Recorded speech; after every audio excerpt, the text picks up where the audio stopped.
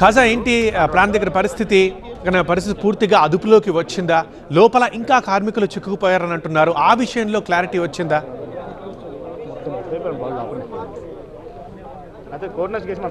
మంటలు పూర్తిగా అదుపులోకి వచ్చాయి. అయితే మృతుల సంఖ్య క్రమంగా పెరుగుతుంది. ఇప్పటి వరకు 9 మంది ప్రాణాలు కోల్పోయినట్టుగా సమాచారం అందుతుంది. 8 మృతదేహాలు స్టీల్ ప్లాంట్ జనరల్ ఆసుపత్రికి వచ్చాయి. ఇక్కడ చూడొచ్చు అందరూ కూడా హృదయ విదారకర పరిస్థితులు ఉన్నాయి. ఎందుకంటే అప్పటి వరకు తమతో పాటు ఉన్న కార్మికులు ఒక్కసారిగా జరిగిన ఈ ప్రమాదంలో ప్రాణాలు కోల్పోయారు, విగత జీవులుగా మారిపోయారు. దాదాపుగా 9 మంది కార్మికులు ఉద్యోగులు ఈ దుర్ఘటనలో ప్రాణాలు కోల్పోవడంతో వీరందరూ కూడా తీవ్ర ఆవేదనలో ఉన్నారు. ఎందుకంటే ఈ ఘటన భారీ స్థాయిలో జరిగింది, పేలుడు తీవ్ర స్థాయిలో సంభవించింది.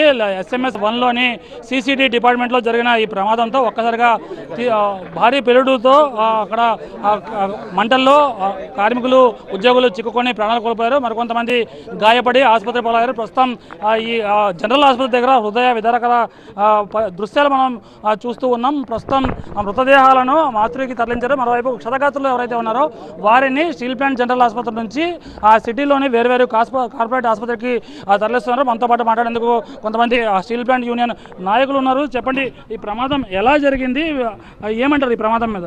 ఈ ప్రమాదానికి పూర్తి బాధ్యత కేంద్ర ప్రభుత్వాన్ని మేము చెప్పదలుచుకున్నాం. ఎందుకంటే గత 1.5 సంవత్సరం 2 సంవత్సరాల నుంచి కూడా ఈ స్టీల్ ప్లాంట్లో మెయింటెనెన్స్ లేక కార్మికులను తొలగించారు. ఇది ఒక స్టీల్ ప్లాంట్ అనేది అజార్డ్ ఏరియా, ప్రమాదకరమైన గ్యాసులు ఉన్నాయి, ఇంతమంది ఉద్యోగులు తొలగిస్తే మంచిది కాదని చెప్పి మేము ఎంత కార్మిక నాయకులు హెచ్చరించినా సరే సుమారు 6,000 మంది కాంట్రాక్ట్ కార్మికుల్ని 4,000 మంది పర్మనెంట్ ఉద్యోగులు బయటకు పంపించడం జరిగింది. ఈ కారణం వల్ల మెయింటెనెన్స్ లేకపోవడం వల్ల ఇది జరిగిందని అనుకుంటున్నాం. మేము ఖచ్చితంగా ఇది పూర్తి బాధ్యత కేంద్రం వహించాలి. సుమారు ఈ రోజు 9 మంది ఉద్యోగులు చనిపోతున్నారు. బాధాకరం అది. ఇది రోజు వాళ్ళ కుటుంబ సభ్యులు చాలా బాధపడుతున్నారు.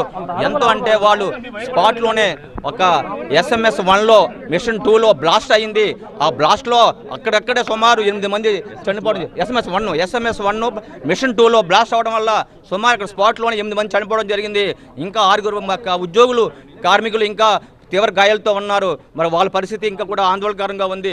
దీని ఇమీడియట్గా దర్యాప్తు జరిపించాలి, CBI దర్యాప్తు జరిపించాలి. విశాఖపట్నం స్టీల్ ప్లాంట్ పూర్తి CBI దర్యాప్తు జరిపించి గత 2 సంవత్సరాల నుంచి ఏం జరుగుతుంది స్టీల్ ప్లాంట్లో, ఎందుకు మెయింటెనెన్స్ లేదు, ఎందుకు ఉద్యోగులు తీస్తారని చెప్పి ఖచ్చితంగా మీరు కేంద్ర ప్రభుత్వం మీద తీసుకురావాలని చెప్పి దీన్ని సుప్రీంకోర్టు జడ్జితో విచారణ జరిపించాలని చెప్పి మేము INTUC యూనియన్గా డిమాండ్ చేస్తున్నాం. గత నుంచి కూడా అనేక ప్రమాదాలు జరుగుతున్నాయి. వీటన్నిటిపై కూడా ఈ తాజా ప్రమాదంపై సమగ్ర విచారణ జరిపించాలి. క్షతగాత్రులకు మెరుగైన వైద్య సదుపాయం అందించి వారికి ప్రాణాపాయం నుంచి బయటకు తీసుకురావాలని చెప్తాం. మనతో పాటు మాట్లాడుతున్న కొంతమంది వైసీపీ నాయకులు, జిల్లా అధ్యక్షుడు ఉన్నారు. చెప్పండి, ఈ ప్రమాదం మీరు ఏమంటారు? ఈరోజు స్టీల్ ప్లాంట్లో జరిగిన ప్రమాదం చాలా దురదృష్టకరం, చాలా విచారించదగ్గ విషయం. ఎందుకంటే ఇది కేవలం ఈ ఎవరైతే చనిపోయారో వాళ్ళందరి కుటుంబాలు కూడా మా సానుభూతిని తెలియజేసి ఇది కేవలం స్టీల్ ప్లాంట్లో యాజమాన్యం యొక్క నిర్లక్ష్యం. ఈ ప్రభుత్వం దీన్ని ప్రైవేటు పరం చేయాలనే ఉద్దేశంతో టెక్నికల్ సీనియారిటీ ఉన్న మన చేత బలవంతంగా VRS ఇప్పించి సరైన అవగాహన లేక ప్లాంట్ నిర్వహణలో ప్లాంట్లో జరిగే ప్రమాదాలు ఏదైనా చిన్న ప్రమాదాలు జరిగినా చిన్న ప్రమాదాలు పెద్ద ప్రమాదాలు అవ్వకుండా దాన్ని కాపాడే అనుభవం ఉన్న వాళ్ళని బలవంతంగా VRS పెట్టించడం, ఏదైతే అనుభవం ఉన్న వాళ్ళని తొలగించడం వల్ల జరిగింది. ఇది పూర్తిగా స్టీల్ ప్లాంట్ యజమాని యొక్క నిర్లక్ష్యం. దీనికి స్టీల్ ప్లాంట్ యాజమాన్యం బాధ్యత వహించాలి. అదేవిధంగా ఈ రాష్ట్ర ప్రభుత్వం కూడా ఏదో రకంగా స్టీల్ ప్లాంట్ని ప్రైవేటీకరణ చేసే విధంలో చేసిన నిర్ణయాల వల్ల ఇంత విచారకరమైన ప్రమాదం జరిగింది. దీనికి ఏమైనా సరే బాధిత కుటుంబాలకు న్యాయం జరిపించాలి. అంతేకాకుండా స్టీల్ ప్లాంట్ భద్రత విషయంలో స్టీల్ ప్లాంట్ నిర్వహణ విషయంలో ఒక ఎంక్వైరీ కమిటీ వేసి ఈ జరిగిన ప్రమాదం పైన ఎంక్వైరీ వేయడంతో పాటు స్టీల్ ప్లాంట్లో భద్రతా వైఫల్యాల మీద స్టీల్ ప్లాంట్లో ఎవరైతే గతంలో సమర్థవంతంగా సీనియారిటీ ఉండి నడిపించారో, ఎవరైతే వారిని తొలగించారో అలాంటి తొలగింపులు జరగకుండా చర్యలు తీసుకోవాలని డిమాండ్ చేస్తున్నాం. ఏది ఏమైనా క్షతగాత్రులు కానీ ఎవరైతే చనిపోయారో వారందరికీ కూడా తక్షణం న్యాయం చేయాలి. వారికి ఏం న్యాయం చేస్తారనేది కూడా యాజమాన్యం ఇప్పుడు తేటతెల్లం చేయాలి. ఇలాంటి యాక్సిడెంట్లు భవిష్యత్తులో పునరావృతం కాకుండా, దీన్ని ప్రైవేటైజేషన్ కోణంలో కాకుండా మానవతా దృక్పథంతో కూడా ఆలోచించాల్సిన అవసరం ఉంది.